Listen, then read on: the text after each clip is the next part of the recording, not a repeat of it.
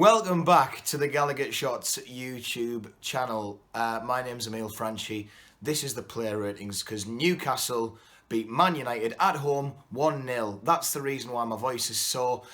Before we even start, I'm going to tell you now, this one isn't scripted. I've got a little piece of paper with names on and ratings. So, yeah, there's going to be a few bits where I forget what I'm talking about and I ramble on. But who cares? We just did something amazing. So enjoy it. I also can't talk, so let's crack on. What an amazing game it was. Martin Dubravka was in goal. He didn't let any goals in. The times he was tested, he did a decent job, but Man United were absolutely pathetic up front and they couldn't score to save their lives. Dubravka, like I say, he didn't really do much in the game, but 7 for Dubravka. I thought he was alright. Yedlin, great return to the team. He was pacey down the wing. He was dealing with the things defensively. I think he really put in a hell of a shift. 8 for Yedlin. Kieran Clark, again, back into the squad, back into the starting lineup. And yeah, cracking job once again. He dealt with everything that came towards him. We had a really solid back line. Clark contributed to that. 8 for him.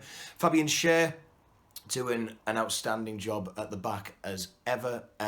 Just so strong up against everything that came towards them. I think that the full middle three did a really cracking job. Schär gets a 9. Lascelles was next. Some amazing runs. He looked quite pacey. I think some of the commentators were actually saying he looked pacey. He does, to be honest. There was that run when he came back and he just pushed the ball out. Every time Man United seemed to come forward, Lascelles was drilling people. It's the type of defence we need in those games. Lascelles gets 8. Willems did a magnificent job on the wing, and the ball he put to young Matty Longstaff was just dreamy. You couldn't even put into words how good that pass was. I watched it over and over again. Lot of positives from him to come back into the team again. Willems gets 9.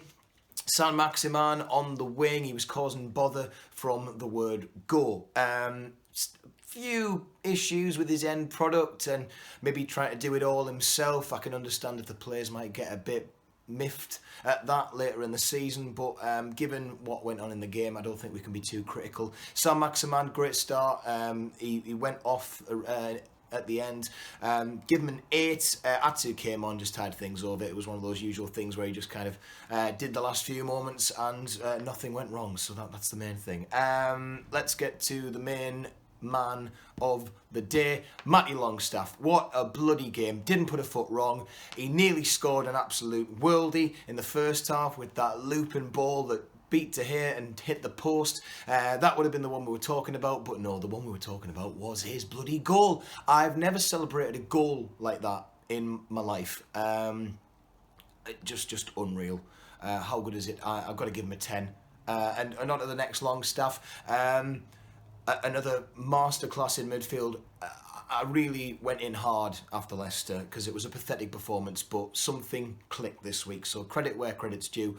Sean Longstaff gets 9. What a pairing they might be as the season goes on. As I've said before, players who will run through walls for Newcastle United. Almiron didn't have the best of games. As ever, there were a few where there were quite weak shots, first half and second half. But I don't want to be too hard on him because he was working very hard. I think he looked a lot more organised this week. But 7 for Almiron. And Joelinton up front, I think he has to come off. So it was a real shame. Oh, sorry, I should go back, actually. I did say there would be mess-ups. Almiron came off for Kraft, who, you know, he was there in the final few moments. It looked like there was a few shaky moments, but Man United were really pressing at that point. Luckily, as I said before, they were shite.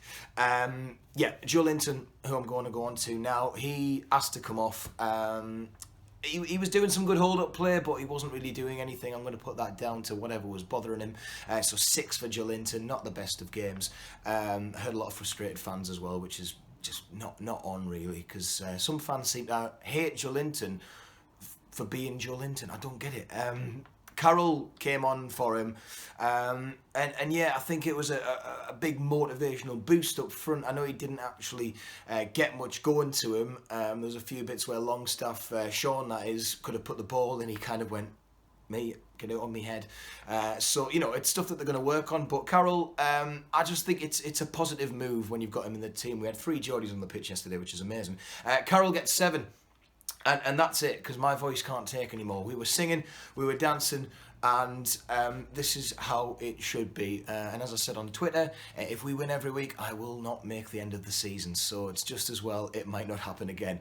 Enjoy it, soak it up. What a bloody game. Pumphrey's Bar afterwards, 10. The lads who pushed the trolleys, including myself, 10. NUFC Food Bank, 10. That fella who wears the building hat in the East Stand, who I saw, 10.